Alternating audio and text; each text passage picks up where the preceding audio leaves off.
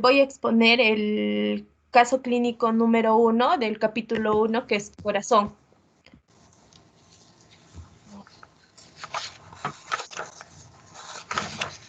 El caso clínico indica que después del nacimiento de un varón, el obstetra observó que podía verse el latido cardíaco con claridad a través de la pared anterior del tórax, a nivel de la línea media. Una vez establecida la respiración, la piel sobre la pared anterior del tórax hundía con cada esfuerzo inspiratorio. Por lo demás, el pequeño era totalmente normal. ¿Cuál es su diagnóstico? El diagnóstico sería ectopía cordis torácica. ¿Cuál es la causa de esta patología? Se conocen variantes de ectopía cordis, como la cervical, torácica y abdominal, donde se puede observar un desplazamiento total o parcial del corazón fuera de la cavidad torácica. Este defecto parece deberse a la insuficiente progresión del plegamiento cefálico y lateral y al desarrollo incompleto de las estructuras de la pared corporal, que incluye a los músculos, huesos y piel. La forma torácica aparece como consecuencia de la falta de fusión completa de los pliegues laterales en la formación de la pared torácica durante la cuarta semana. Puede existir un defecto external y el corazón protruye a través de la pared anterior. En las variantes más frecuentes, el esternón puede estar ausente o presente con un amplio defecto. Acerca del diagnóstico, este generalmente se realiza desde las 10 semanas de gestación por medio de ultrasonido Doppler o ecocardiográfico uterino. ¿Cuál sería el tratamiento? Una vez establecido el diagnóstico prenatal, se recomienda que el nacimiento sea por cesárea, seguido de una cirugía correctiva o paliativa. El parto vaginal no es recomendado porque se asocia a mayor riesgo de compresión cardíaca, daño a la víscera herniada o ruptura de las cámaras cardíacas. Eso sería todo, doctor. Muy bien. Entonces sí, este paciente lo que tiene pues es este defecto, que es un defecto external principalmente, ¿no? Donde nosotros podemos ver y percibir las pulsaciones cardíacas y es la ectopía cardíaca. Entonces, esta ectopía cardíaca es importante también de acuerdo a lo que nos está planteando el caso clínico, ¿no? Donde nosotros veíamos, se puede ver el latido cardíaco con claridad a través de la pared anterior, ¿no? Y hay piel sobre la pared anterior del tórax. Entonces, cuando nosotros tenemos esa referencia, nosotros ahí nos falta indicar si es una ectopía completa o incompleta, ¿no? O parcial. En el caso de la ectopía completa, es cuando hay una ausencia de piel, así como de lo que es el pericardio parietal, ¿no? Y en relación a la parcial o incompleta, vamos a encontrar por debajo del esternón pericardio y por encima del esternón vamos a encontrar piel, ¿no? Entonces, como nos está indicando, como nos hace referencia el caso clínico, hay pielcita, ¿no es cierto? Entonces, ahí lo que tenemos es una ectopía cardíaca parcial o incompleta. Entonces, en estos pacientes vamos a encontrar además la presencia también de una cardiopatía en relación a anomalías del tronco, ¿no? Y el tratamiento quirúrgico se puede dar, pero depende mucho de la evaluación que vayamos a hacer de estos pacientes, ¿no? Pero en el intento de corregir la patología, hay mucho riesgo de fracasar, ¿no? Entonces, importante saber qué es lo que te puede acompañar a este tipo de lesión, ¿no? De ectopía, ¿no? A veces pueden tener lo que es comunicación interventricular, interauricular, puede haber también Fallot, ¿no? Tetralogía de Fallot, ver también estenosis o atresia de la pulmonar. Entonces hay que sopesar mucho cuál es lo que está acompañando a esta ectopía, ¿no? Porque a veces una ectopía cardíaca por ausencia de piel o de pericardio, ¿no? De estas estructuras puede ser simplemente, si lo vemos así, no tan grave, pero generalmente, como les menciono, se acompañan de otro tipo de lesiones en cuanto a la estructura cardíaca, ¿no? Y entonces hay que ver qué es lo que acompaña, ¿no? Generalmente, dependiendo de lo que se vaya a presentar, van a, las cirugías, ¿no? A veces van a demorar, ¿no? Cierto tiempo a esperar a que el paciente esté un poquito más estable, ¿no? Pero hay casos en los cuales uno ya sabe que el bebé pues va a nacer con estas lesiones, ¿no? Por medio de la ecografía, mediante en los controles de la gestante, pues se puede observar que hay presencia de estas lesiones, ¿no? Más o menos alrededor de acercándose al tercer trimestre, perdón, de la gestación. ¿Listo? Muy bien, pasemos por favor al siguiente casito clínico.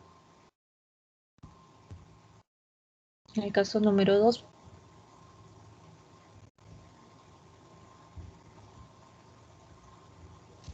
¿Ve mi pantalla, doctora? Sí, adelante. Ya. Buenos días. El día de hoy voy a exponer del capítulo 1, corazón, el caso clínico número 2.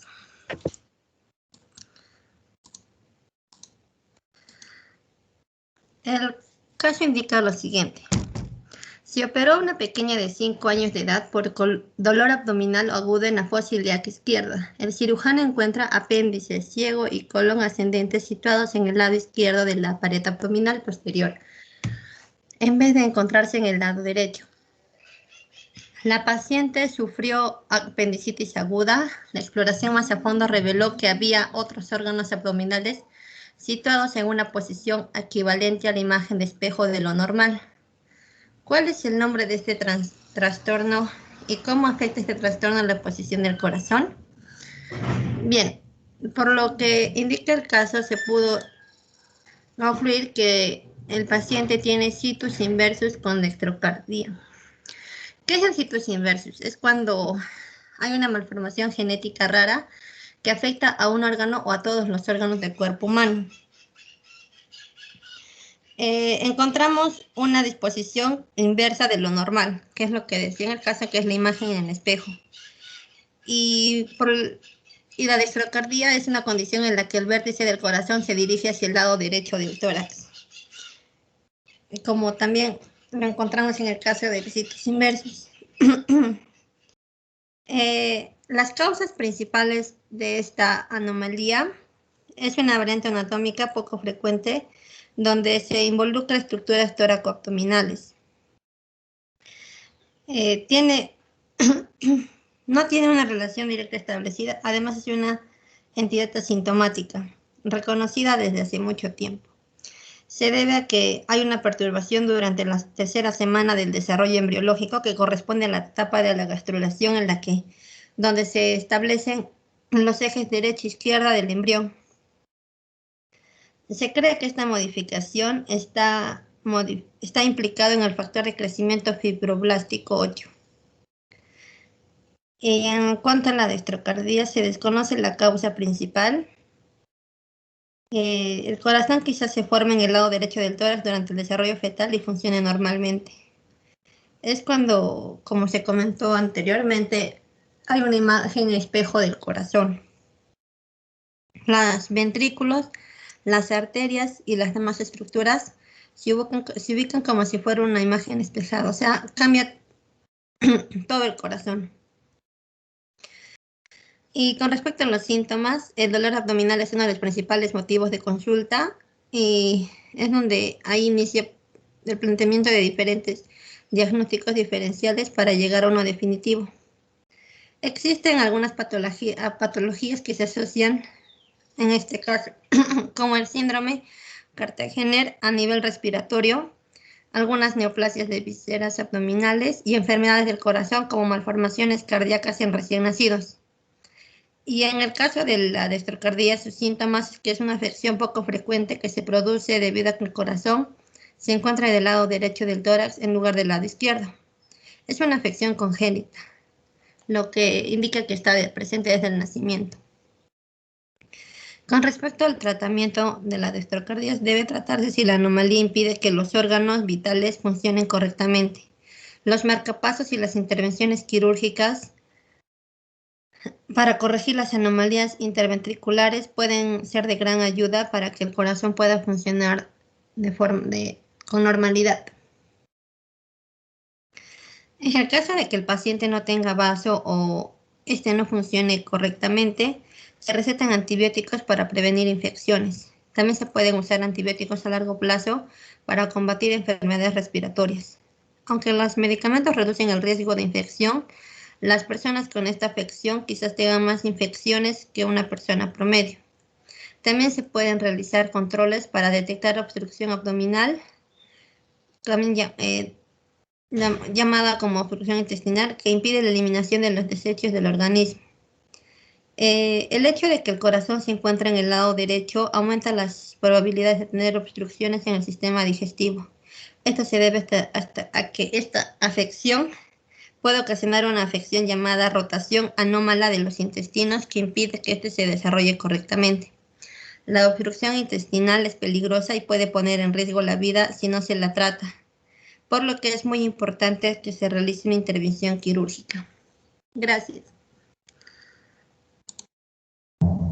Muy bien, entonces sí, ¿no? Lo que tiene el paciente, según lo que refiere el caso clínico, ¿no? Es en relación a una transposición lateral o sitos inversos acompañado de una dextrocardia. Entonces, acá lo interesante es de que para a veces descubrir este tipo de casos, muchas veces vienen con una sintomatología como la que presenta la pequeña, ¿no? Es un dolor agudo en fosa ilíaca izquierda. Entonces, si tenemos una paciente con dolor en fosa ilíaca izquierda, lo primero que se nos puede venir a la cabeza es de repente, y también por la edad, cualquier cosa menos una apendicitis, ¿no? Porque el apéndice está para el lado derecho, ¿no? Pero cuando entran a explorar, ¿no? A la pequeña, pues se dan cuenta de que todo lo que es el apéndice, ciego, colon ascendente, están del lado contrario, ¿no? Del lado izquierdo. Entonces, la paciente lo que tenía era una apendicitis aguda. Entonces, es la imagen en espejo lo que se muestra. En el caso de este situs inverso, este trastorno se considera completo cuando abarca corazón y también otros órganos torácicos.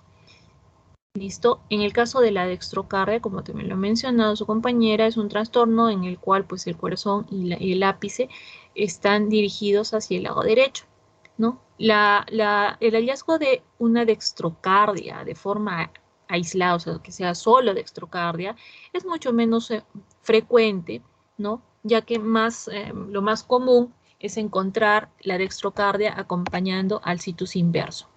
Entonces, es algo que va mucho de la manito, ¿ok? Entonces, ¿acá se puede hacer algo en relación a esto? No, simplemente tener en conocimiento, pues, de que todo lo que uno anatómicamente normal debería estar en el lado derecho, pues va a estar en el lado izquierdo. Y lo que hay, pues, que tener en consideración es que estos pacientes a veces, como han indicado, tienen un poco más tienen más predisposición a ciertas cosas, ¿no? A veces a tener cuidado con que tengan apendicitis, ¿no? Como lo que pasó con la paciente. Y es como uno se da muchas veces cuenta de lo que está de la situación de estos pacientes, ¿no? Y problemas cardíacos acompañantes, ¿no? Muy bien. Muy bien, pasemos por favor al siguiente casito, al casito número 3.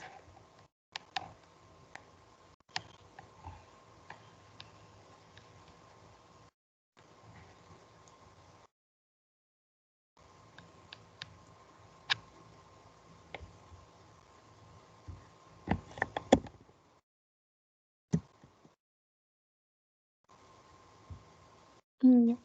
Buenos días, doctora y compañeros. Yo les voy a explicar acerca del caso 3 del capítulo 1. Ya. El caso nos dice, se exploró a una pequeña de 3 años de edad que tenía color normal y no había síntomas. Durante la exploración física se escuchó un soplo sistólico ligero con el estetoscopio a lo largo del borde izquierdo del esternón. La exploración radiológica descubrió un aumento del tamaño cardíaco ligero en el lado derecho, con crecimiento de la arteria pulmonar a lo largo del borde izquierdo del corazón. Los campos pulmonares tenían gran aumento de las imágenes vasculares. El cateterismo cardíaco descubrió una saturación aumentada de oxígeno en la aurícula derecha. Se hizo diagnóstico de defecto del tabique auricular. La primera pregunta nos dice, ¿cómo explicaría usted la existencia de un defecto del tabique interauricular? Bueno, esto se debe básicamente al error en el desarrollo del corazón o por la falta del cierre del agujero interauricular al momento del nacimiento. Sucede que el septum primum, perdón, no se va a cerrar del todo porque va a originar al ostium primum. Después va a originar también al ostium secundum, desapareciendo el ostium primum. Y después el septum secundum va a cubrir el ostium secundum, dejando una pequeña cavidad por la cual va a seguir la circulación fetal. Pero al momento del nacimiento, en su primera inspiración, el septum primum se va a empujar, se va a pegar al septum secundum, y esto va a originar el cierre de la fosa oval, que es lo que debe suceder normalmente. Pero en este caso vemos que no es así. Este foramen no se ha cerrado y esto puede deberse a diferentes causas, como vamos a ver más adelante con los tipos. Pero básicamente una comunicación interauricular va a permitir que la sangre oxigenada pase de la aurícula izquierda a través del agujero en el tabique a la aurícula derecha, haciendo que la sangre se mezcle, y esto va a conducir a un aumento del flujo sanguíneo en el lado derecho del corazón y los pulmones. Y con el tiempo, este volumen de sangre que es extra va a producir estrés en el corazón y va a generar que la aurícula derecha, el ventrículo y las arterias pulmonares se dilaten. Como podemos ver en la imagen izquierda, que el tronco de la arteria pulmonar está bastante ensanchado. Y esto puede conducir eventualmente a una insuficiencia cardíaca, hipertensión pulmonar o anomalías del ritmo cardíaco en el futuro. Ahora, la segunda pregunta nos dice si hay tipos distintos de defectos del tabique interauricular. Sí, tenemos defectos en el ostium secundum, ostium primum, en el seno venoso, seno coronario y la aurícula común, que también es otro. Y bueno, los del ostium secundum, que son los más frecuentes, que abarcan de un 70 a un 80%, pueden deberse a, bueno, primero se localizan estos en la zona de la fosa oval y pueden incluir defectos del septum primum como del septum secundum. Generalmente sus efectos son bien tolerados durante la niñez y aparecen síntomas normalmente a partir de los 30 años. La reabsorción anómala del septum primum durante la formación del foramen secundum nos va a ocasionar, se puede deber a dos cosas: a una reabsorción anómala en diferentes localizaciones, o puede ser una reabsorción excesiva. Cuando se da una reabsorción en localizaciones anómalas, el septum primum muestra un aspecto fenestrado o como una malla. Y cuando se produce una reabsorción excesiva del septum primum, va a pasar que el corto septum primum resultante no va a cerrar el agujero oval. Y en el caso de que aparezca un agujero oval excesivamente grande, esto se debe al defecto del septum secundum. Por lo cual el septum primum normal no va a cerrar el agujero oval anómalo tras el nacimiento. Las comunicaciones interauriculares de tipo ostium secundum y de gran tamaño pueden aparecer también debido a una combinación de estos dos, de la reabsorción excesiva del septum primum y como también el defecto del septum secundum, es decir, un agujero oval grande. También tenemos los defectos del ostium primum. Estos son defectos de los cojinetes endocárdicos. Y aquí sucede que, bueno, son formas menos frecuentes. Y acá el septum primum no se va a fusionar con los cojinetes endocárdicos como sucede normalmente y podemos ver en la imagen. A consecuencia de esto va a aparecer un defecto de tipo foramen primum, ostium primum permeable. Y habitualmente también se observa una hendidura en la valva anterior de la válvula mitral. Existen diferentes patologías que van a tener este mismo signo y en el tipo completo de defectos de los cojinetes endocárdicos y del tabique auriculoventricular, que es el menos frecuente, no se produce la fusión de los cojinetes endocárdicos y en consecuencia va a aparecer un defecto de gran tamaño en el centro del corazón, que lo vamos a denominar defecto del tabique auriculoventricular. En este tipo de CIA se observa en aproximadamente el 20% de pacientes con síndrome de Down, pero en el resto de la población este defecto es infrecuente. También tenemos el tipo de comunicación interauricular del seno venoso. Y esta anomalía ocurre en la unión de la aurícula derecha y la vena cava superior, en el área donde las venas pulmonares derechas ingresan al corazón y en consecuencia el drenaje de una o más de las venas pulmonares puede ser anormal en el sentido de que las venas pulmonares drenan hacia la aurícula derecha en lugar de la aurícula izquierda. Este defecto alto se da por la absorción anómala del seno venoso en la aurícula derecha y sucede en el 10% de la población y puede ser tanto un defecto del seno venoso superior como del seno venoso inferior. También está la comunicación interauricular de tipo seno coronaria. Esta anomalía se encuentra dentro de la pared del seno coronario que pasa detrás de la aurícula izquierda.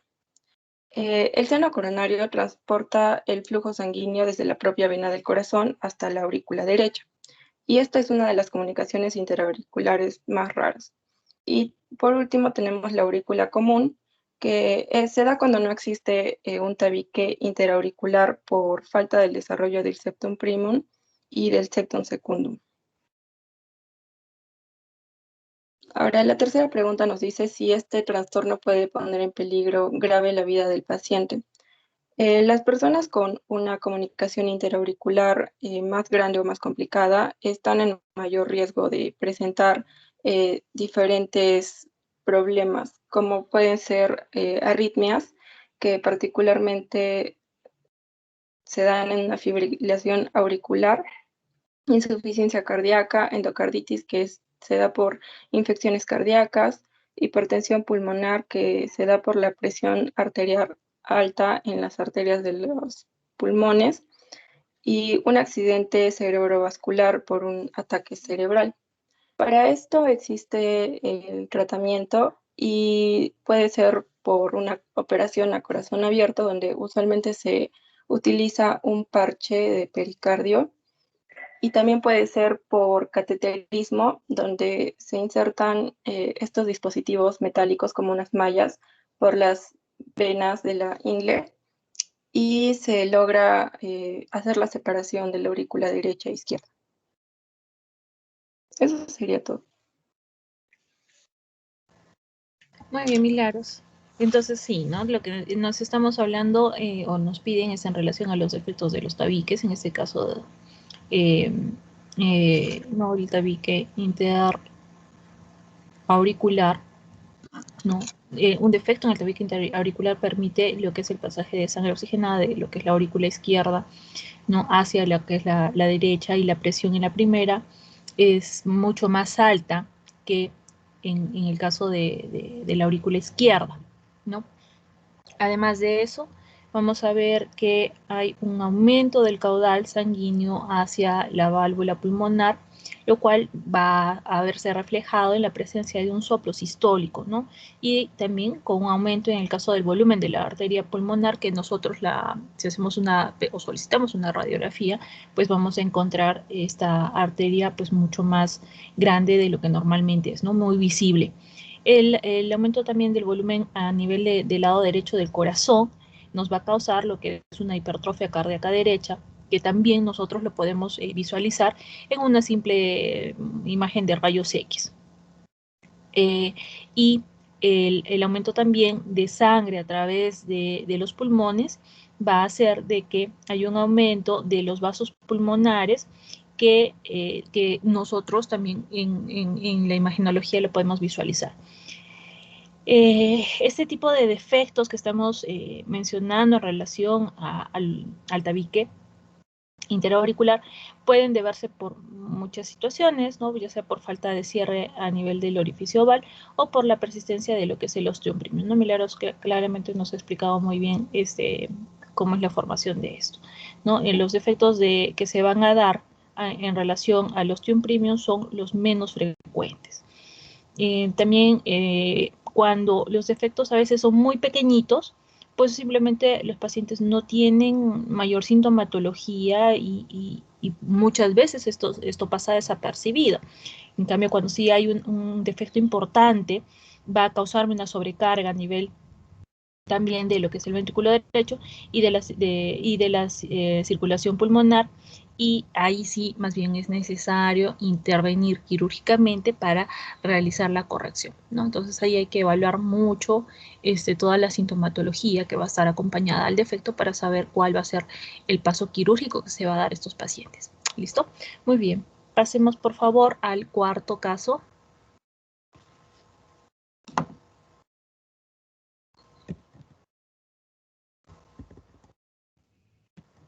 Sí.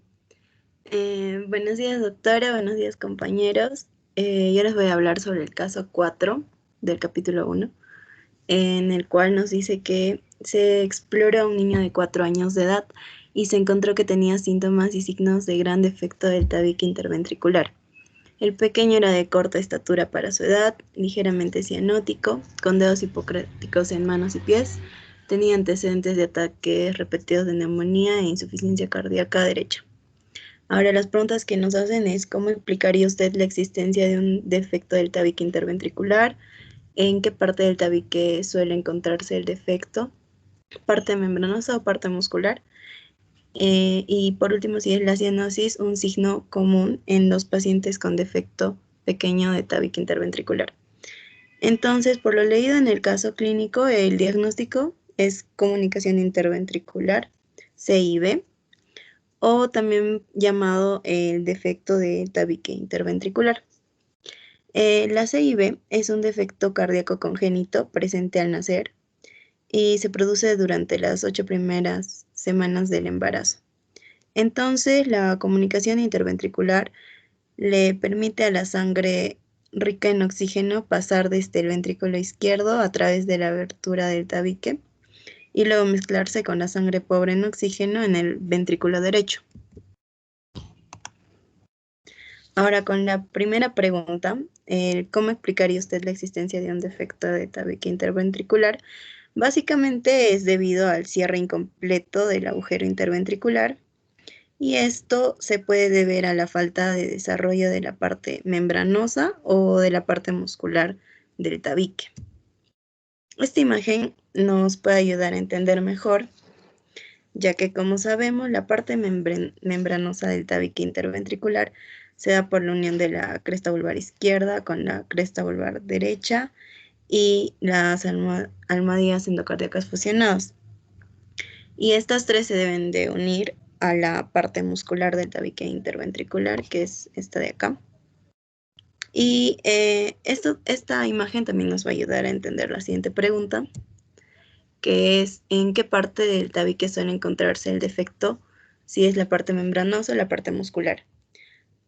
La CIV pueden afectar a cualquier parte del tabique interventricular, pero el tipo más frecuente es la CIB membranosa, ya que constituye del 70 al 80% del total de las CIBs. Por otra parte, la CIB muscular es un tipo menos frecuente, con alrededor de 5 al 20%, y puede aparecer en cualquier localización de la parte muscular del tabique interventricular. Ahora, los defectos, tanto membranosos como musculares, reducen su tamaño con el tiempo y en muchos casos se cierran espontáneamente, sobre todo durante los 2 primeros años de vida, aunque también pueden hacerlo más tarde, incluso en la edad adulta. El porcentaje global de cierre espontáneo es de 30 a 35% y este es mayor en las CIBs musculares.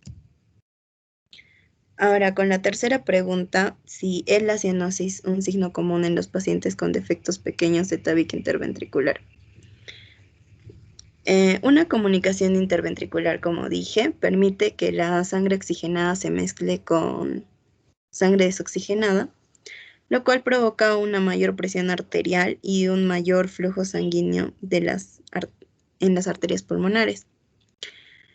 Como consecuencia de esto, el trabajo del corazón y de los pulmones va a ser mayor. Por eso se puede presentar con la sintomatología que vimos en el paciente. Entre ellos tenemos dificultad respiratoria, que explicaría la cianosis y los dedos hipocráticos, respiración rápida o forzada. También puede haber insuficiencia para aumentar de peso o retraso del desarrollo, que también vimos en el caso clínico, ya que el bebé tenía una corta estatura. También se presenta frecuencia cardíaca rápida, sudoración al comer e infecciones respiratorias frecuentes, que también presentaba el paciente, que decía que tenía neumonía. Y cabe mencionar que cuando es un defecto pequeño, puede que al principio no se presenten toda la sintomatología, pero después serán notorios. Gracias.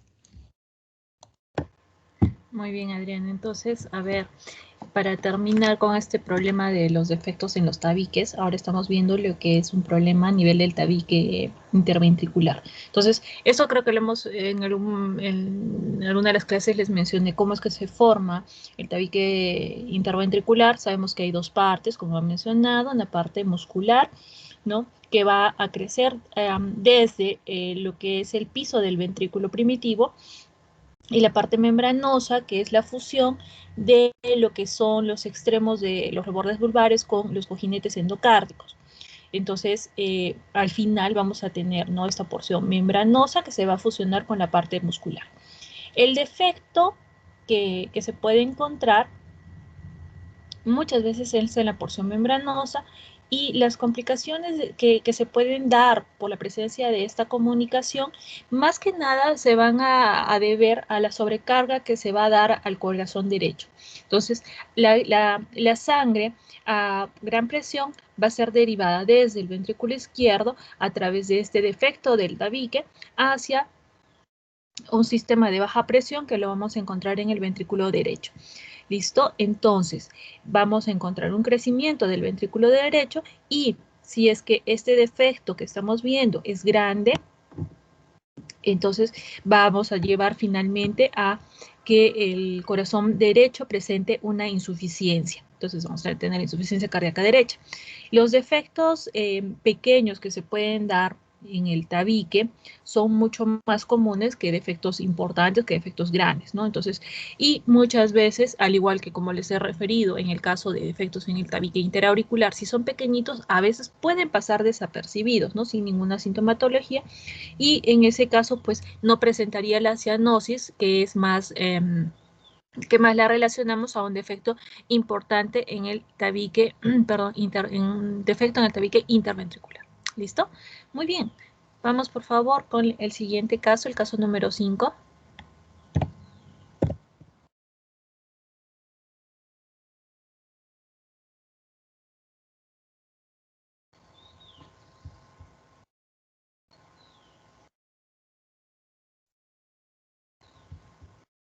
Disculpe, doctor, ¿se puede llegar a visualizar mi pantalla? Adelante. Está bien. Buenos días, doctora. El día de hoy me toca exponer el... Uy, espera.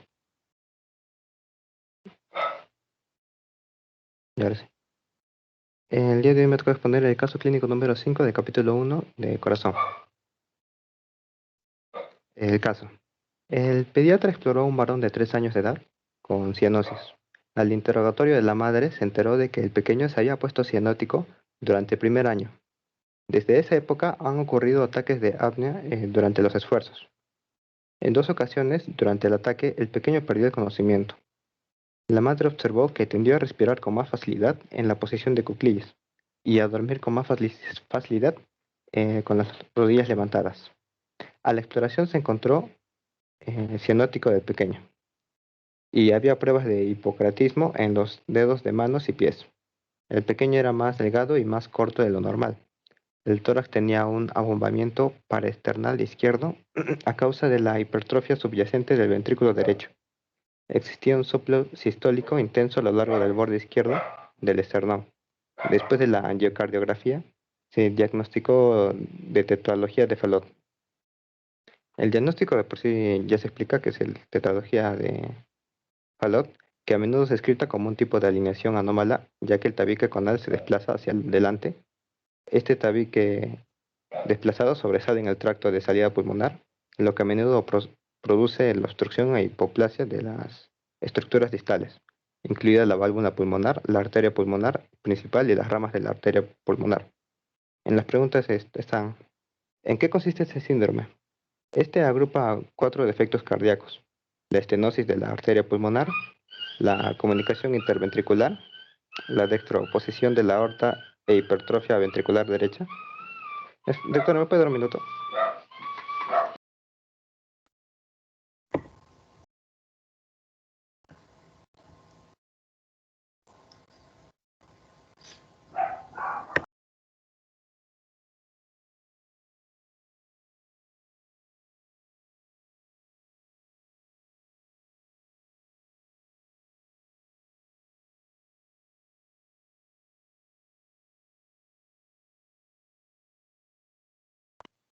Disculpe, doctora, tuve un pequeño inconveniente.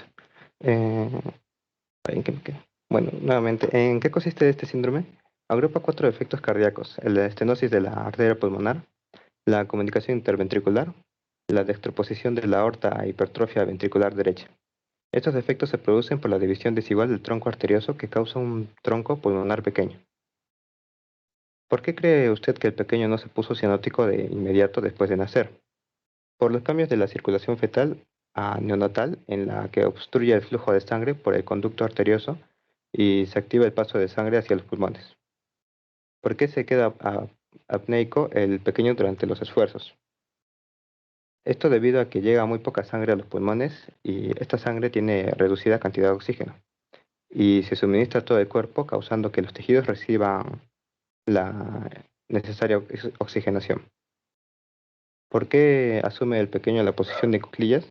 Esto es porque gracias a esto le permite detener los episodios repentinos de la cianosis, ya que aumenta el flujo sanguíneo a los pulmones. Los medicamentos Los medicamentos no pueden tratar la afección, pero se pueden usar para tratar los síntomas, como son los bloqueadores beta, el analgésico narcótico y los vasopresores. Y en procedimientos quirúrgicos tenemos la reparación intracardíaca completa para ensanchar o reemplazar la válvula pulmonar, mejorando el flujo sanguíneo, y la cirugía temporal, que es una solución temporal mediante la colocación de una derivación entre la arteria pulmonar y la aorta. Muchas gracias. Muy bien, Andy. Entonces, a ver, tenemos, como indica el caso, una tetralogía de Fallot, ¿no? Que esta consiste en defecto del tabique interventricular, la estenosis del tronco pulmonar, que puede darse a nivel del infundíbulo del ventrículo derecho o a nivel de la válvula pulmonar. Luego, lo que es una salida de la aorta por encima del defecto de este tabique, y la hipertrofia del tabique, perdón, la hipertrofia del ventrículo derecho secundaria pues al defecto del tabique interventricular y a la estenosis pulmonar.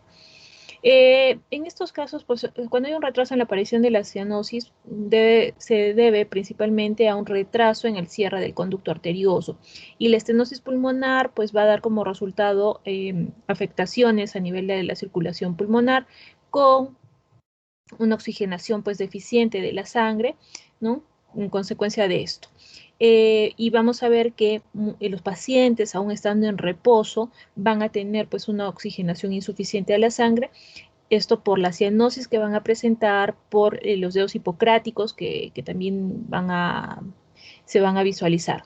La falta también de oxígeno va a afectar tanto el crecimiento como el desarrollo del paciente, y muchas veces vamos a encontrar que va a haber una necesidad muy grande de oxígeno cuando hay un esfuerzo que produzca ciertas alteraciones respiratorias importantes, ¿no? Y es por eso que los pacientes también empiezan a presentar o adquirir ciertas posturas que para ellos se dan cuenta de que les facilita, ¿no?, la respiración, ¿no?, que hace de que oxigenen mejor, ¿no? Por eso es que está adoptando esta posición en cuclillas. Y eso en ciertas patologías también respiratorias son posiciones clásicas.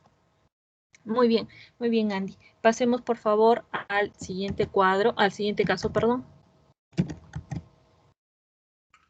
Sí, doctora. ¿Se logra ver mi pantalla? A ver, un ratito. Sí, adelante.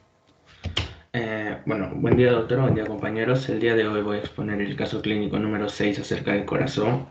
Y dice, un varón de 2 meses de edad con cianosis profunda no se habría desarrollado un ritmo normal. Estaba disnéico en reposo y se ponía más cianótico al llorar. La exploración física descubrió signos de insuficiencia cardíaca congestiva y el cateterismo cardíaco demostró pruebas de derivación en el sitio ocupado por el tabique auricular. Se hizo un diagnóstico de transposición de aorta y tronco pulmonar.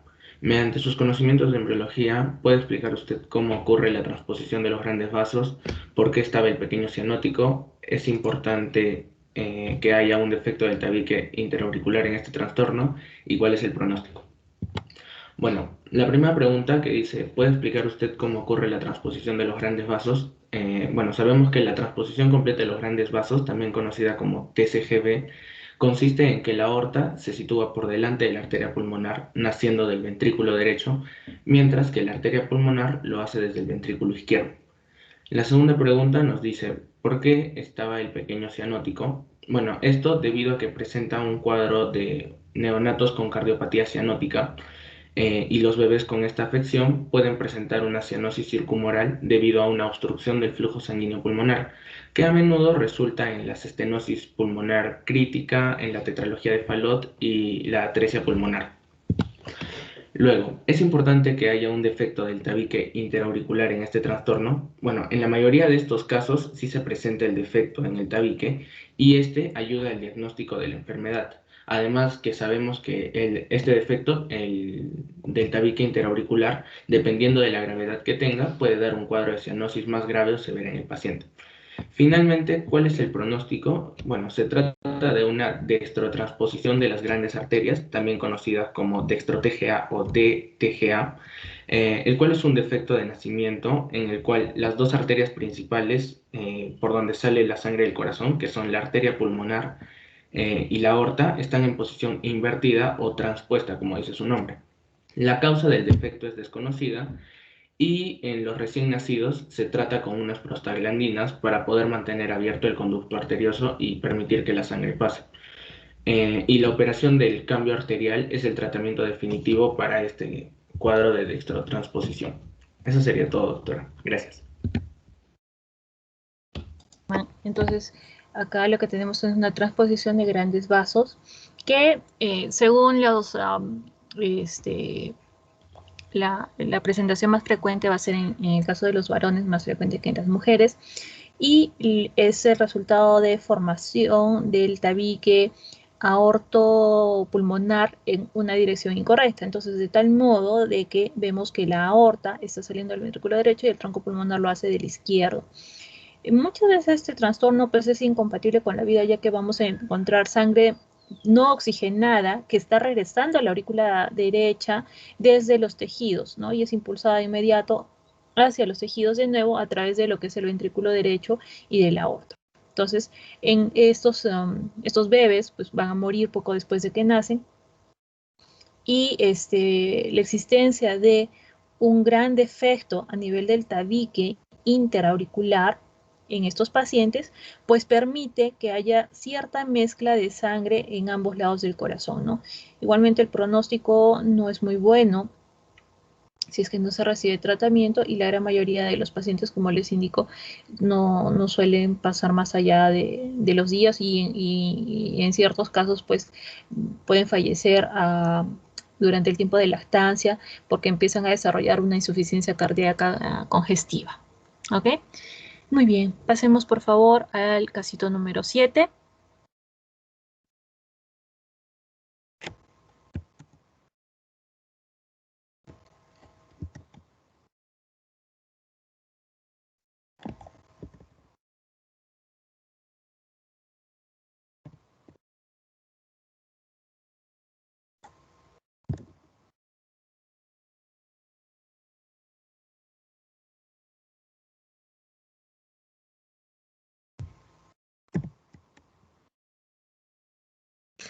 Bien, el caso número 7 narra lo siguiente.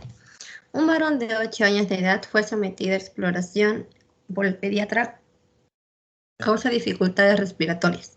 Durante la exploración física se observa que estaba cianótico y que tenía hipocratismo digital.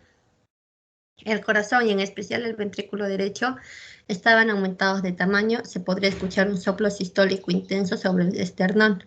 Después del cateterismo cardíaco y de cineangiografía, se hizo diagnóstico de persistencia del tronco arterioso. Mediante sus conocimientos de embriología, explica ese trastorno, cuál es su pronóstico. Bien, con todos los síntomas que presenta el paciente, se puede decir que tiene tronco arterioso persistente, que es cuando del corazón solo sale un vaso sanguíneo de gran calibre en lugar de salir una arteria pulmonar y una arteria aorta separadas. Su causa es de que se debe a una falla del desarrollo de las crestas troncales y vulvares y del tabique aórtico pulmonar. También podemos apreciar una comunicación interventricular que se puede haber dado por un defecto en la separación de ambos ventrículos por medio del tabique interventricular, por lo que se puede ver que hay un solo vaso que emerge de las cavidades ventriculares al no separarse antes de los dos troncos. Los trastornos genéticos y los teratógenos se han asociado como posibles causas. El 50% de los casos del tronco arterioso persistente están asociados con lesiones del cromosoma 22q11, que es el síndrome de York. Entre los síntomas encontramos que en el tronco arterial se manifiestan en los primeros días de vida, como cianosis, somnolencia excesiva, crecimiento deficiente, disnea, taquipnea, hepatomegalia y falta de ganancia de peso. En los exámenes radiográficos se puede ver una hipertrofia ventricular. El diagnóstico es principalmente ecocardiográfico y también a través del cateterismo cardíaco.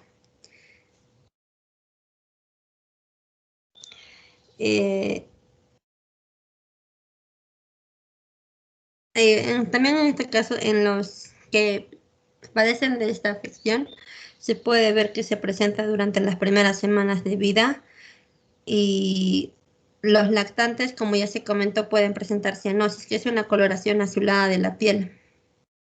También se puede presentar signos de insuficiencia cardíaca, también dificultad respiratoria, respiración rápida, mala alimentación y sudoración. Con respecto al tratamiento, se realiza mediante una reparación quirúrgica neonatal, donde se extraen las arterias pulmonares del tronco arterioso. La arteria común, separada de la circulación pulmonar, funciona como la aorta con la válvula troncal, operando como una válvula aórtica. La comunicación interventricular se cierra con un parche y los y deben tener cuidado cardiológico postoperatorio y a lo largo de toda su vida. Eso sería todo. Gracias. Muy bien, entonces, a ver, este caso nos habla de lo que es el tronco arterioso persistente. Es una afectación que se da por una insuficiencia en el desarrollo del tabique aortopulmonar en espiral, específicamente en la parte superior de lo que es el bulbo cardíaco o tronco arterioso. Entonces, lo que es dificultad respiratoria, cianosis, los dedos hipocráticos, se deben pues a la mezcla de la sangre, que o sea, ambos lados del corazón, pues la sangre se va a mezclar. ¿Listo? Entonces, el ventrículo derecho lo vamos a encontrar aumentado de tamaño porque va a tener una presión que es mucho más alta a la que una presión mucho más alta a este nivel comparada con el lado izquierdo, ¿no? Como resultado del gran defecto que va a haber a nivel del tabique interventricular. Se puede presenciar o se puede encontrar también lo que es el soplo sistólico por el defecto interventricular que van a presentar, y el pronóstico de este trastorno va a depender mucho de lo que es el estado de las arterias pulmonares. Si estas arterias pulmonares están saliendo del tronco arterioso, va a pasar un gran volumen de sangre a través de los pulmones, y la cianosis pues no va a ser muy, muy resaltante. Entonces, si faltan las arterias pulmonares, solamente las arterias bronquiales van a abastecer a los pulmones, y entonces la cianosis pues sí se va a hacer mucho más manifiesta, ¿no? Entonces la mayoría de los pequeños con este tipo de trastorno van a fallecer hasta antes del 6º mes de vida, aproximadamente. ¿Ok? Pasemos por favor al siguiente caso.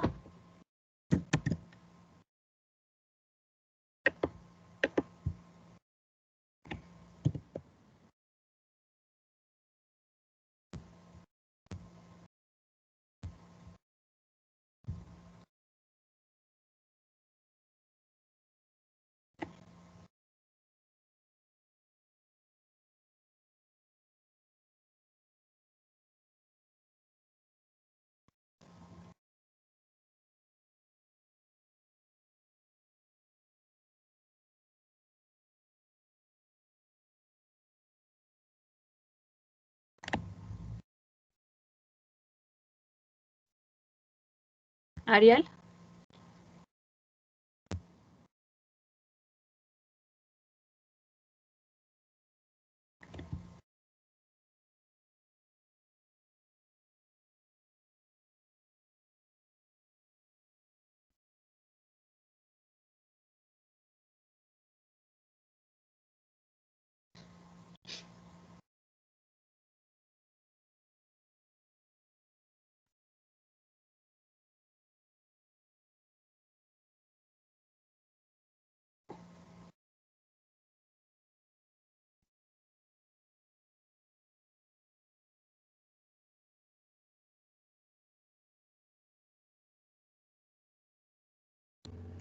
Doctora, ¿ya se me escucha?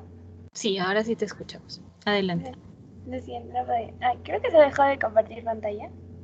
No, sí estoy viendo tu pantalla, nada más que está en pequeñito la presentación.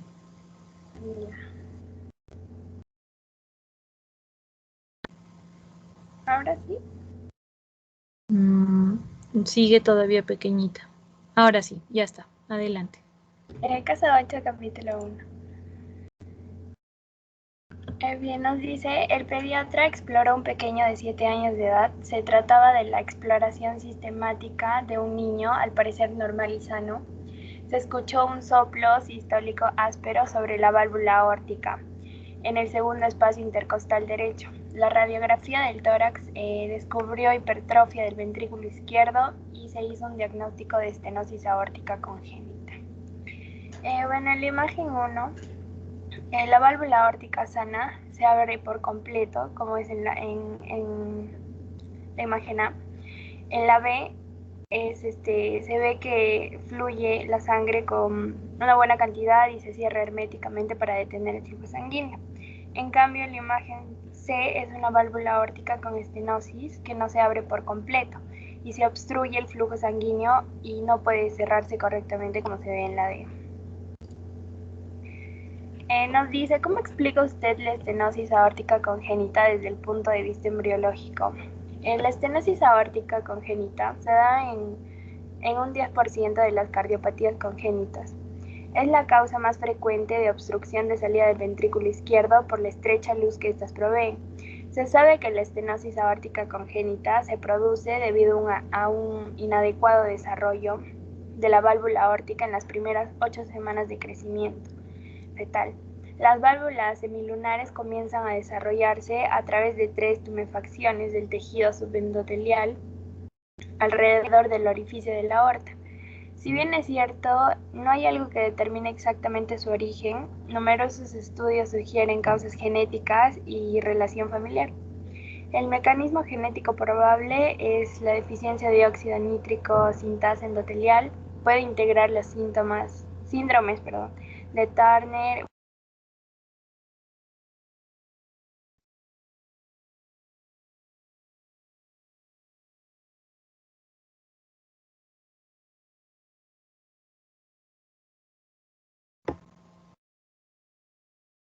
Ariel, no se te escucha.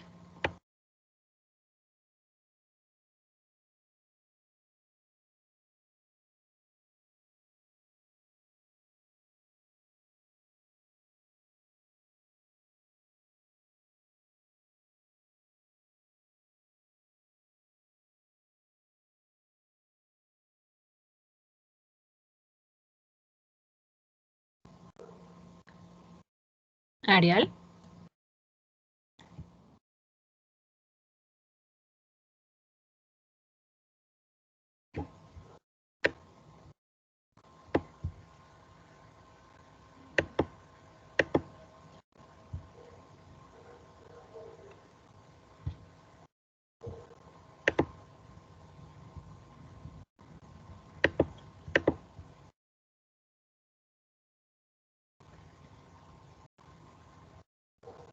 A ver, vamos a esperar un ratito, creo que algo le ha pasado a Ariel, que ha salido de la sesión.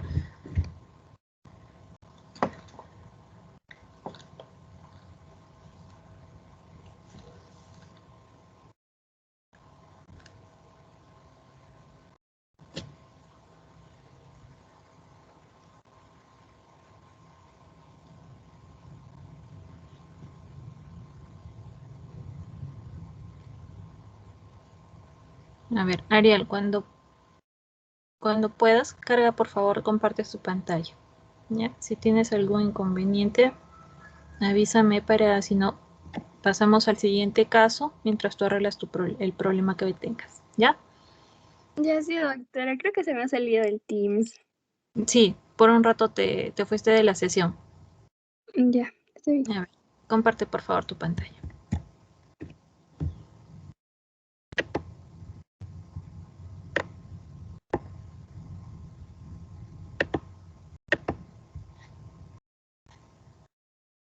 Doctora, mejor que vaya continuando mi otra compañera porque se me ha salido el Teams, pero de la laptop. Ya, no hay problema. Entonces, pasamos, por favor, al casito 9. Sí, doctora, ya voy a compartir. Genial, genial.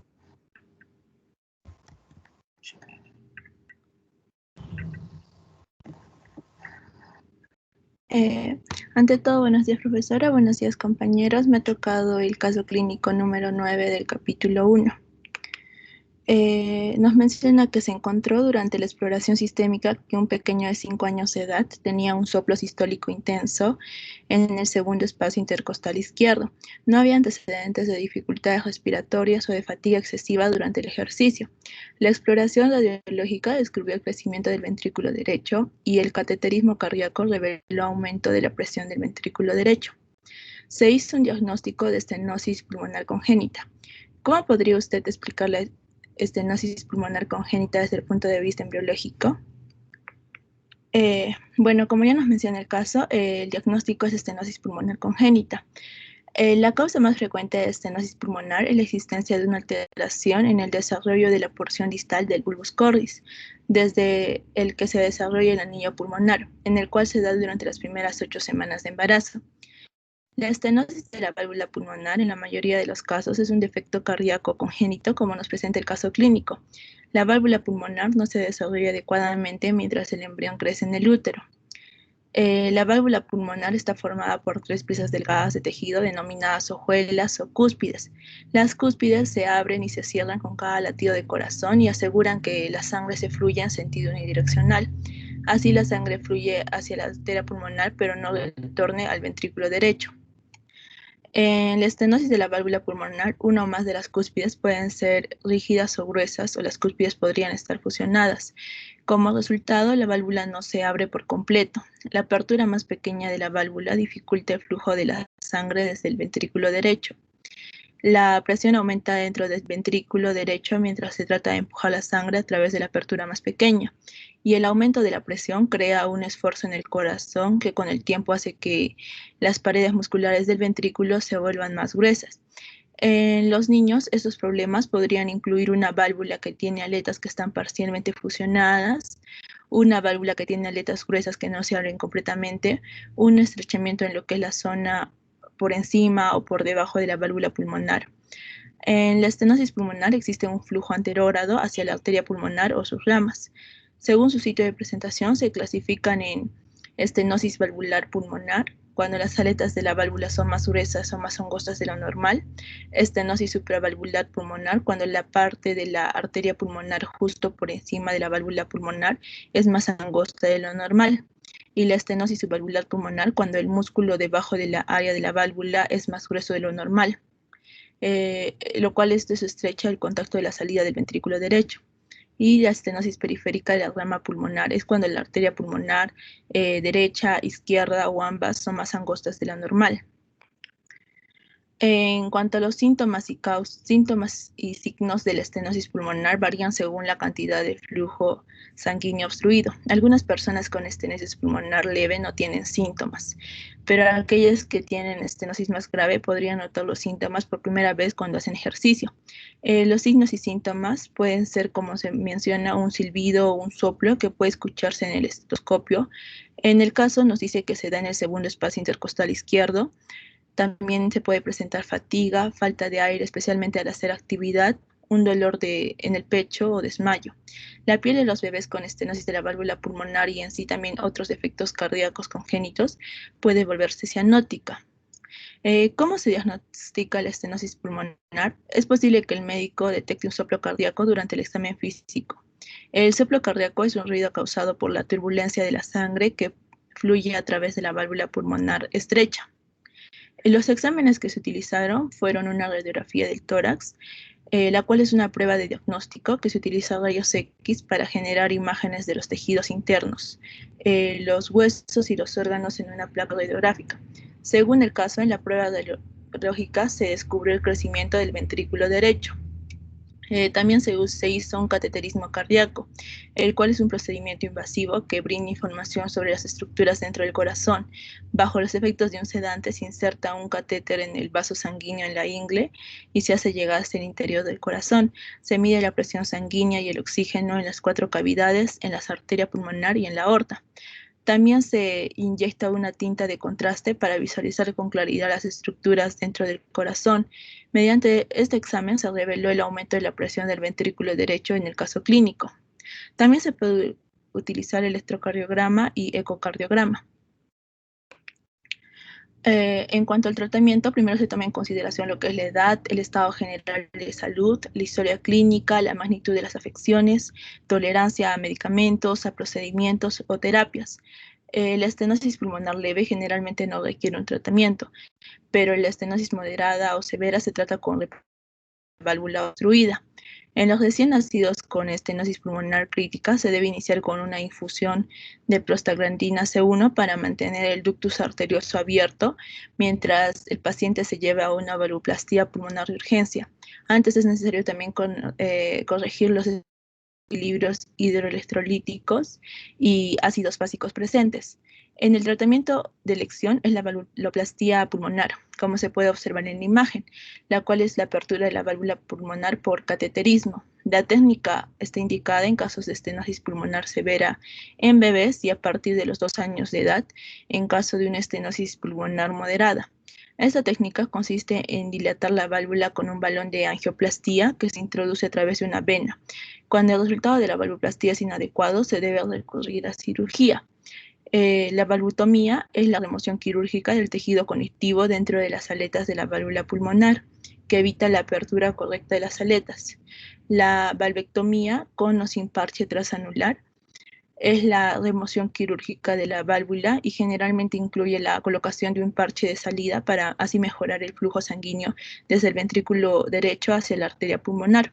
Una vez que el paciente llega a la edad adulta, normalmente se reemplaza la válvula pulmonar. También se puede hacer un ensanchamiento con parches y un reemplazo de la válvula pulmonar, el cual es un procedimiento quirúrgico que normalmente se recomienda en la adultez en el caso de que las válvulas pulmonares estén permeables. Puede utilizarse un tejido valvular de cerdo o de humano, y los niños que se someten a este reemplazo de válvulas necesitan profilaxis antibiótica durante toda su vida. Gracias. Muy bien, Ayeli. Entonces, a ver, el caso clínico pues nos reporta lo que es una estenosis pulmonar. Sabemos que hay dos tipos de estenosis. Una estenosis de la válvula pulmonar, que es producida por una insuficiencia de lo que es el mesénquima para poder separarse y formar las válvulas de forma independiente. Y la otra es una estenosis infundibular, que se va a deber a una insuficiencia de lo que es el extremo inferior del bulbo cardíaco para poder expandirse y poder formar lo que es un infundíbulo de un tamaño normal, ¿no? Este defecto vamos a ver que puede acompañar lo que es la tetralogía de Fallot, y en este caso teníamos una estenosis de la válvula pulmonar donde el soplo sistólico se produce porque la sangre es impulsada a través de la válvula pulmonar que se encuentra estrecha durante la fase de eyección del corazón. Vamos a encontrar que la hipertrofia que va a tener el ventrículo derecho se va a dar por un aumento de esfuerzo que es necesario para poder impulsar la sangre a través de la válvula pulmonar que se encuentra estrecha. ¿Listo? Muy bien, muy bien. Pasamos. Ariel, ¿tienes listo el casito 8 antes de pasar al capítulo 2? Doctora, el siguiente, por favor, estoy prendiendo otro dispositivo. Ya, no te preocupes. Entonces pasemos por favor al capítulo 2. Ok, doctora. ¿Se ve? Sí, adelante. Ok. Caso clínico 1, capítulo 2. Una pequeña de 8 años de edad es examinada de manera sistemática por un pediatra, cuando ésta escuchó un soplo continuo de maquinaria en el segundo espacio intercostal izquierdo. Este soplo continuo de maquinaria es característico por ser muy fuerte, por lo cual produce una calidad de soplo en maquinaria, que es un cortocircuito de alta o baja presión causado por comunicaciones anormales. Este es parte de la clínica de la persistencia del conducto arterioso, en donde se presenta el soplo continuo en el segundo espacio intercostal izquierdo con un ritmo de galope izquierdo. Siguiendo con el caso, también nos dice que el soplo abarca tanto la sístole como la diástole. En cuanto a la auscultación de este tipo de soplo, podemos decir que es audible durante todo el ciclo cardíaco, sin un intervalo perceptible entre la sístole y la diástole. Aparecen en la fase de la sístole, generalmente llegan a la máxima intensidad cerca del segundo tono y persisten durante todo el periodo de la diástole o durante una parte de este. La pequeña no estaba cianótica, el corazón tenía un tamaño normal y no había hipocretismo digital. La cardiopatía cianótica es parte de los muchos defectos cardíacos presentes al nacer. Estos son congénitos y ocasionan niveles bajos de oxígeno en la sangre. La cianosis se refiere al color azulado de la piel y las membranas mucosas. La exploración radiológica del tórax descubrió crecimiento ligero de la aurícula izquierda, del ventrículo izquierdo y del tronco pulmonar. Finalmente se hizo el diagnóstico de persistencia del conducto arterioso. Ahora pasaremos con las interrogantes. ¿Qué son? ¿Puede usted explicar este trastorno? ¿Cómo se desarrolla el conducto arterioso? Como su nombre indica, se produce por la persistencia postnatal del conducto arterioso, que es una estructura biológica que se origina de la porción distal del sexto arco aórtico izquierdo y conecta con el tronco de la arteria pulmonar y con la aorta. La existencia del conducto arterioso es esencial para la vida intrauterina, ya que a través de él pasa el 60% del gasto cardíaco. ¿Cuál es el pronóstico de este trastorno? En caso de progresión y falta de tratamiento oportuno, el paciente puede presentar desde cianosis secundaria a hipertensión pulmonar grave, con un mal pronóstico para la vida y la función. Por lo cual hablaremos un poco del tratamiento. Monitorear. En un bebé prematuro a menudo se cierra por sí solo. El médico controlará el corazón del bebé para asegurarse de que el vaso sanguíneo abierto se cierre correctamente. Medicamentos. En un bebé prematuro se puede usar medicamentos antiinflamatorios no esteroideos como ibuprofeno o indomethacina para ayudar a cerrar la persistencia. Estos medicamentos bloquean los químicos hormonales en el cuerpo que mantienen abierta la persistencia. Cierre quirúrgico. Si los medicamentos no son efectivos y la condición es grave o causa complicaciones, se puede recomendar la cirugía. Se hace un pequeño corte entre las costillas para llegar al corazón y reparar el conducto abierto con puntos o clips. Por último, procedimientos de catéter. Los bebés prematuros son demasiado pequeños para estos procedimientos. Se inserta un tubo delgado en el vaso sanguíneo en la ingle, se rosca hasta el corazón y a través de este se inserta un tapón o bobina para cerrar el conducto arterioso. Gracias. Muy bien, María José. Entonces, este caso de conducto arterioso, nosotros sabemos que el conducto arterioso pues representa la porción distal de lo que es el sexto arco arterial aórtico izquierdo y conecta lo que es la arteria pulmonar izquierda con la aorta descendente. Entonces, en la etapa fetal es el sistema normal de derivación de la sangre hacia la aorta desde el tronco pulmonar, y entonces al momento de que el bebé nace, el conducto arterioso se va a estrechar en condiciones normales como una respuesta al aumento de presión del oxígeno arterial. Entonces esto se va a ir cerrando y más tarde se va a convertir en lo que nosotros conocemos como el ligamento arterioso. Entonces, ¿qué pasa cuando tenemos una falta en el cierre del conducto arterioso? Lo que vamos a tener como resultado es el paso de la sangre aórtica hacia la arteria pulmonar con producción del clásico soplo maquinario. Entonces, cuando ustedes vayan a hacer semiología cardíaca, tienen que afinar muchísimo el oídito para poder distinguir los distintos soplos. Es a veces un poco complicado, pero con la práctica uno llega a diferenciar cuando es un soplo sistólico, cuando un diastólico, en este tipo de soplos en maquinaria, que es casi como que si estuviera pasando el tren, ¿no? Es algo muy similar. Y cuando lo encontramos, pues de inmediato lo asociamos a esta persistencia del conducto arterioso. Entonces, la derivación ocurre durante lo que es la sístole y la diástole a causa pues de la presión sanguínea más alta que vamos a encontrar a nivel de la aorta y la presión más baja que se va a dar a nivel de la arteria pulmonar. Entonces, a causa de ese escape de sangre desde la aorta, lo que vamos a tener que el ventrículo izquierdo en un inicio va a estar hipertrófico y más tarde, a causa del aumento de la presión a nivel de la circulación pulmonar, o vamos a tener un aumento de tamaño del tronco pulmonar y una hipertrofia de lo que es el ventrículo derecho. Entonces, acá hay que tener mucho cuidado con las infecciones de origen bacteriana que se pueden afectar lo que es la arteria pulmonar, ¿no? Y más tener un cuadro de insuficiencia cardíaca, pues complica mucho la situación de los pacientes. Entonces, lo ideal pues siempre es agarrar y realizar la corrección quirúrgica, ¿no?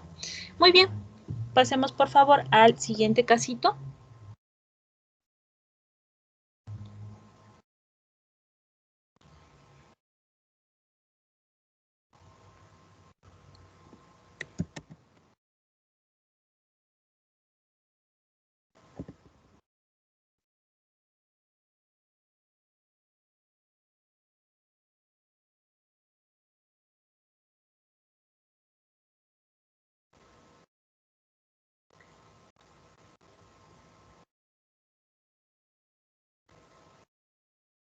Doctora, ¿se logra ver? Sí, Daniela, adelante.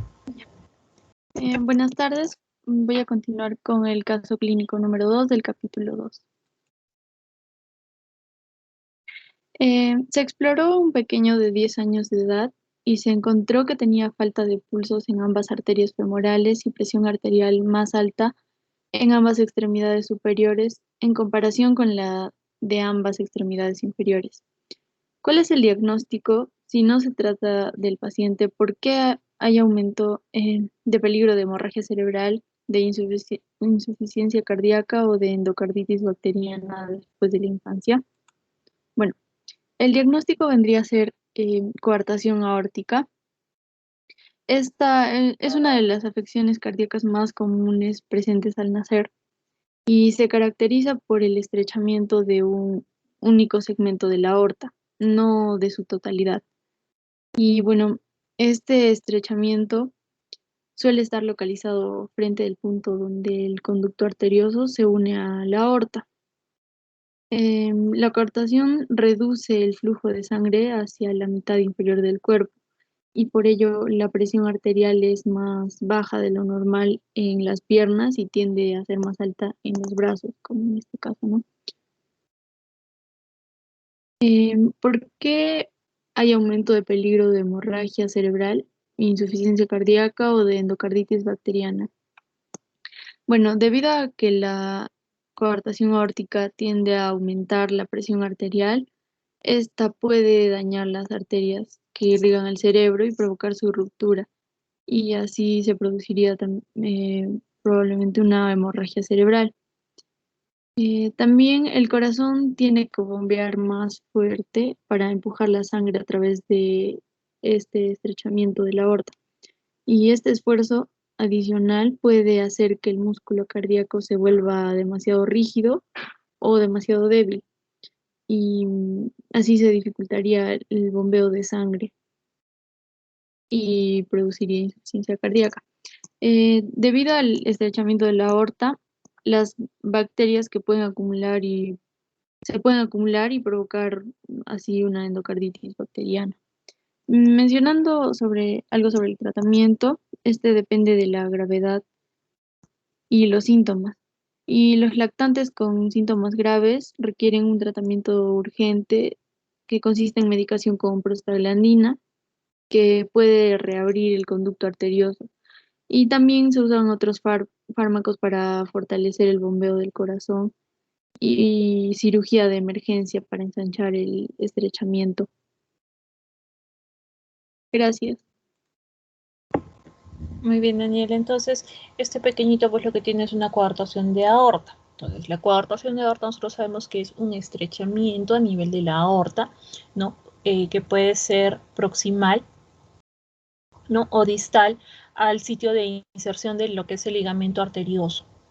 Entonces, la falta de pulso femoral que vamos a encontrar se debe a que hay una insuficiencia de lo que es la onda pequeña del pulso aórtico para poder alcanzar las arterias femorales, ¿no? Y la presión alta que vamos a encontrar en las arterias de las extremidades superiores y también muchas veces en lo que es la circulación cerebral, se debe a que hay un intento del corazón por expulsar la sangre a través de esta aorta estrecha, ¿no? Y de conservar un flujo sanguíneo pues razonable a través de lo que es el tronco y las extremidades inferiores, ¿no? Entonces, cuando yo encuentro esas diferencias de presiones, pues inmediatamente pensar en este diagnóstico. Ahora, hay un intento de poder compensar lo que es la disminución de volumen de sangre que pues va a llegar a la parte inferior del cuerpo, por lo tanto se empiezan a presentar lo que es la circulación colateral, ¿no? Que va a estar dada por lo que son las arterias, la mamaria interna, la subclavia y las intercostales posteriores, ¿listo? Y el aumento de presión arterial próxima al sitio de estrechez de la aorta puede dar como resultado a posterior, ¿no? La hemorragia cerebral y la insuficiencia cardíaca. El paso continuo que vamos a encontrar de la sangre a gran presión a través de esta aorta estrecha, pues conlleva a que estos pacientes tengan invasión bacteriana a nivel de lo que es la íntima del vaso, ¿no? Que es el sitio pues de estrechamiento. Y eso pues lo que conocemos como una endocarditis bacteriana. ¿Listo? Muy bien, muy bien. Continuemos por favor con el tercer casito clínico.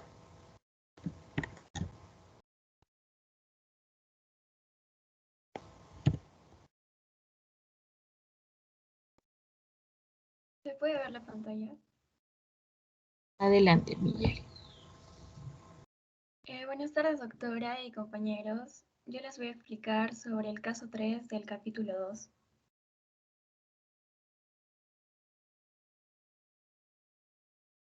El caso clínico nos dice que un pequeño de 4 meses de edad murió por insuficiencia cardíaca. Durante la exploración necrósica se encontró que la arteria coronaria izquierda nacía en su posición normal en la aorta ascendente, pero que la arteria coronaria derecha surgía del tronco pulmonar. El diagnóstico para este caso sería arteria coronaria derecha ectópica, que como sabemos, embriológicamente las arterias coronarias aparecen como un brote angioblástico a partir del seno aórtico, que una vez establecido se extiende rápidamente a través de la hoja epicárdica. El desarrollo de los brotes no es simultáneo, sino que tiende a iniciarse próximamente. El origen anómalo de la arteria coronaria puede abarcar desde el seno coronario izquierdo, el seno coronario posterior y ectópicamente desde el propio seno coronario derecho del tronco pulmonar, como es en el caso. La insuficiencia cardíaca en estos casos ocurre porque se da un fallo en el giro espiral del tronco arterioso y estaría producida por la irrigación del corazón con sangre venosa, derivada del tronco pulmonar. El tratamiento para estos casos puede ser un tratamiento médico que incluye medicamentos para fortalecer el corazón o tratar la presión sanguínea, terapia de oxígeno y limitaciones de las actividades, o un tratamiento quirúrgico que se pueden utilizar diferentes técnicas quirúrgicas para reparar la arteria coronaria anómala, dependiendo del tipo de anomalía. Eso sería todo, gracias. Ok, Miguel. Entonces, a ver, según lo que nos refiere el caso, vamos a encontrar que nosotros conociendo lo que son las arterias coronarias, estas son ramas de lo que es la aorta ascendente, ¿ok? Y estas se van a desarrollar en forma de yemas endoteliales, sólidas desde el nivel del tronco arterioso y que van a estar en un inicio no divididas. ¿Listo? En este caso, nosotros debemos de pensar que la yema endotelial de la arteria coronaria derecha está surgiendo de una manera anómala de la parte del tronco arterioso que se convierte más tarde en lo que conocemos como tronco pulmonar, ¿no? Y entonces, en este caso, después del nacimiento, la presión arterial a nivel del tronco pulmonar pues era mucho más baja que la presión aórtica, y es así que la coronaria derecha recibía sangre poco oxigenada a menor presión. Entonces, a los pocos meses de que nacen los pacientes, pues empiezan a presentarse cambios degenerativos a nivel del miocardio y terminan desarrollando una insuficiencia cardíaca que puede acabar con la vida del paciente, ¿no? Muy bien. Pasemos, por favor, con el casito número 4.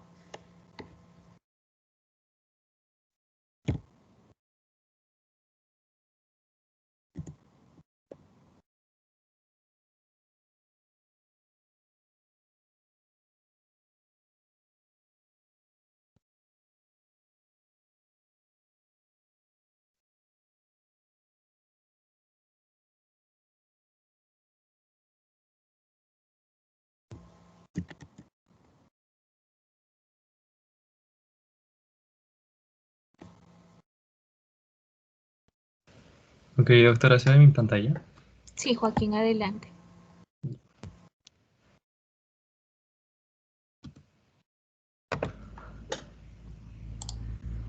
Bueno, a mí me tocó resolver el caso número 4, que nos dice que durante la exploración de necropsia de un varón de 70 años de edad, se encontró que poseía una vena cava superior izquierda, además de la vena cava superior derecha normal.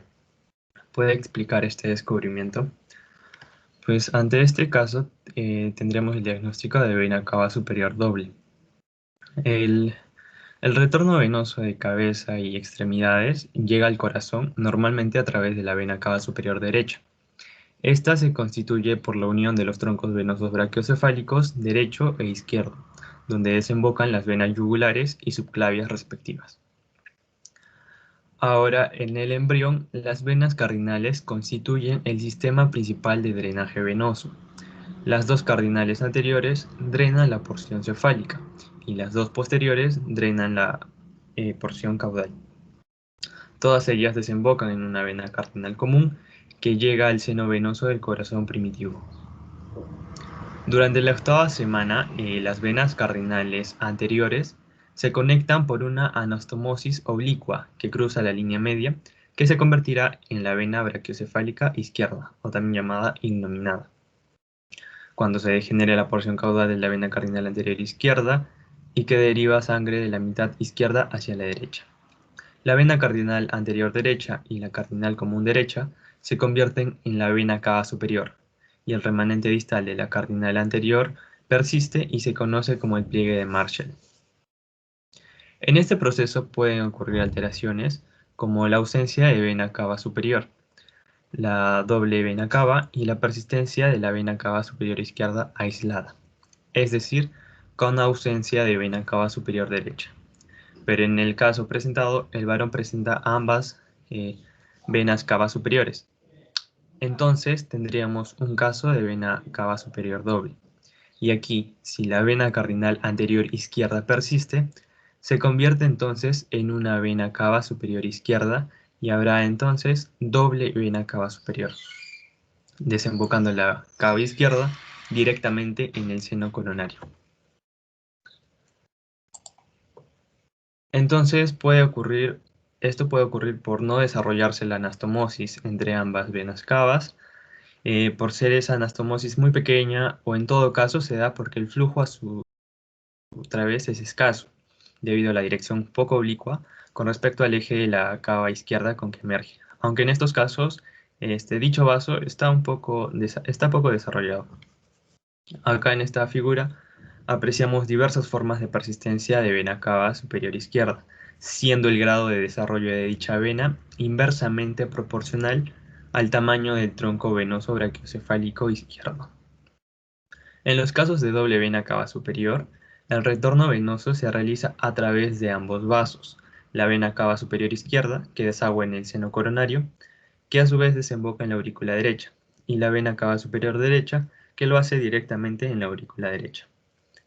Pero cuando la vena cava superior izquierda se conecta con el techo de la aurícula izquierda, no existe seno venoso coronario, y en estos casos se presenta cianosis y se necesita corrección quirúrgica. Ahora, en cuanto al diagnóstico, cuando la persistencia de la vena cava superior izquierda se produce en pacientes sin cardiopatía, no origina trastornos hemodinámicos, por lo tanto, cursa de manera asintomática, presentando un corazón sano y pasando desapercibido a lo largo de la vida, constituyendo su diagnóstico un mero hallazgo. Y el diagnóstico sin cardiopatía asociada se realiza habitualmente en el curso de procedimientos de cateterismo, durante exploraciones endocardiográficas, como la tomografía computarizada o la resonancia nuclear magnética, o bien durante el curso de intervenciones quirúrgicas torácicas o en necropsias, como vemos en este caso. Bueno, eso sería todo. Gracias. Muy bien, Joaquín. Entonces, a ver, en relación a lo que son las venas cavas, ¿no? La vena cava superior se va a formar a partir de lo que es la porción terminal de la vena cardinal derecha anterior y de la vena cardinal también común derecha. Bajo condiciones normales, ¿no? Las venas cardinales, la derecha y la izquierda anterior, se conectan entre sí a nivel de la parte inferior del cuello a través de una anastomosis, ¿no? Y desaparece una porción de lo que es la vena cardinal común izquierda. Entonces, por esta conexión, pues la sangre que viene del lado izquierdo de la cabeza y el cuello se deriva hacia el lado derecho para poder terminar, ¿no? Drenándose a lo que es la vena cava superior única, que va a estar situada a ese lado. Entonces, cuando tenemos una persistencia de lo que es la vena cardinal común izquierda, va a resultar en la existencia de una vena cava superior izquierda, ¿no? Lo mismo que en el lado de la derecha normal, como es que se está presentando el caso. Entonces, la vena cava superior del lado izquierdo va a drenar hacia lo que es el seno coronario, el cual va a estar aumentado de tamaño, pero como hemos visto, no va a causar, y como nos han indicado, no causa un trastorno funcional y muchas veces no va a requerir tratamiento. Y simplemente suelen ser hallazgos incidentales, ¿no?, que se dan cuando se realizan las necropsias de los pacientes. ¿Ok? Muy bien. Pasemos, por favor, al casito número 5.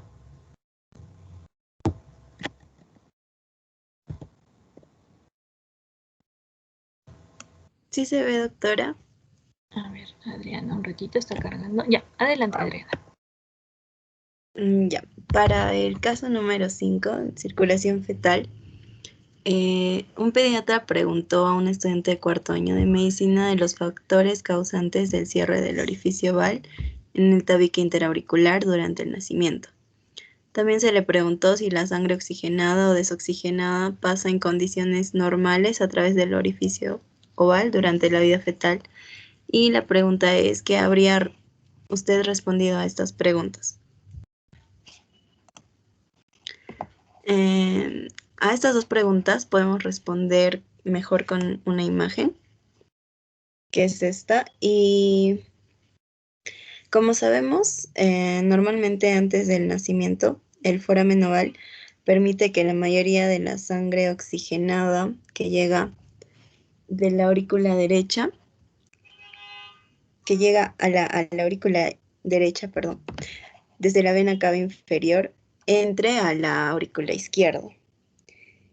Y evita su paso en sentido opuesto, ya que el septum primum se cierra contra el septum secundum. Entonces, este septum primum actúa como una válvula del foramen oval. Una vez que el niño hace uso de sus pulmones por primera vez y respira, fluye un mayor volumen de sangre en la circulación pulmonar. Y esto hace que se aumente la presión de la aurícula izquierda, donde drenan las venas pulmonares. Esto obliga a que el septum primum sea empujado hacia el septum secundum y poco después estos dos septum se fusionan en un tabique auricular común. Eso sería todo, gracias.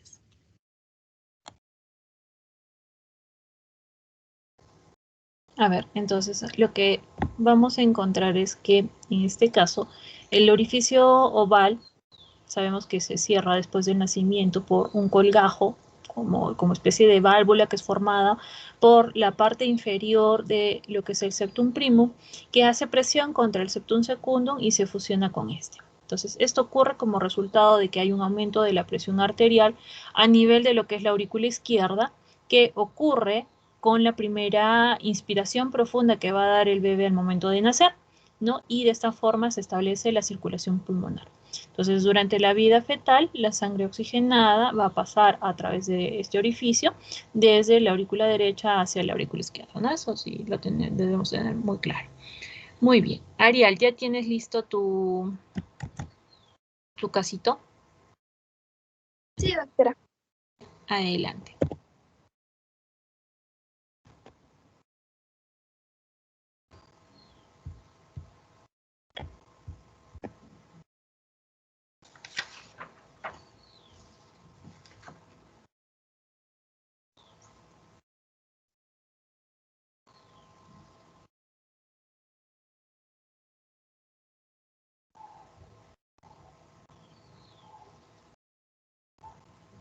Ahora sí se ve, ¿no? Sí, ahora sí. Ya, caso 8, capítulo 1. El pediatra exploró un pequeño de 7 años de edad. Se trataba de la exploración sistemática de un niño, al parecer normal y sano. Se escuchó un soplo sistólico áspero sobre la válvula aórtica en el segundo espacio intercostal derecho. La radiografía del tórax descubrió hipertrofia del ventrículo izquierdo. Se hizo diagnóstico de estenosis aórtica congénita. En la imagen A, la válvula aórtica sana se abre por completo para permitir que fluya una buena cantidad de sangre y se cierra herméticamente para detener el flujo sanguíneo, como es en la imagen B. En la imagen C, la válvula aórtica con estenosis no se abre por completo y obstruye el flujo sanguíneo y no puede cerrarse por completo. La estenosis aórtica, nos dice la pregunta, ¿cómo explica usted la estenosis aórtica congénita desde el punto de vista embriológico? La estenosis aórtica congénita se da en el 10% de las cardiopatías congénitas. Es la causa más frecuente de obstrucción de salida del ventrículo izquierdo por la estrecha luz que éstas proveen. Se sabe que la estenosis aórtica congénita se produce debido a un inadecuado desarrollo de la válvula aórtica entre las primeras 8 semanas de crecimiento fetal. Las válvulas semilunares comienzan a desarrollarse a través de 3 tumefacciones del tejido subendotelial alrededor del orificio de la aorta. Si bien es cierto, no hay algo que determine exactamente su origen, numerosos estudios sugieren causas genéticas y relación familiar. El mecanismo genético probable es la deficiencia de dióxido nítrico sintasa endotelial. Puede integrar los síndromes de Turner, Williams y Shawn asociado a progeria. En la mayoría de los casos con estenosis de grado leve a moderado se cursan de manera asintomática o con intolerancia al esfuerzo. En cambio, en aquellos que son un caso más severo se manifiesta síncope, fatiga o incluso una muerte súbita. El tratamiento, el médico determinará el tratamiento según la edad, el estado general de salud e historia médica del niño, el alcance de la enfermedad, la tolerancia a determinados medicamentos, procedimientos o terapias y expectativas para la trayectoria de la enfermedad.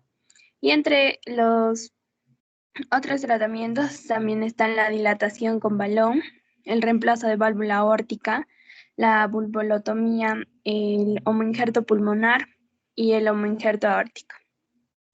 Gracias.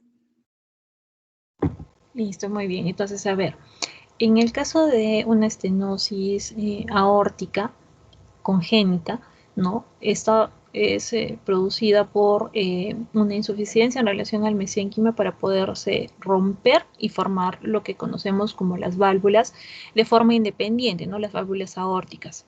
Entonces, el resultado consiste en que los bordes de las valvas a menudo van a estar fusionadas y van a formar pues un diafragma con un orificio excéntrico. Entonces, es importante que uno diferencie este trastorno de lo que es una estenosis subaórtica. Vamos a encontrar que los pacientes pues van a presentar lo que es un soplo sistólico que va a ser causado porque la sangre pasaba de manera forzada a través de esta válvula aórtica estrechada, ¿no? Durante lo que es la fase de eyección. Vamos a encontrar que la hipertrofia del ventrículo izquierdo se produce por un aumento también de esfuerzo que se requiere para poder impulsar la sangre a través de la válvula aórtica estrecha. ¿Ok? Muy bien, chicos. Entonces, con eso vamos a culminar la presentación de los casos de esta práctica.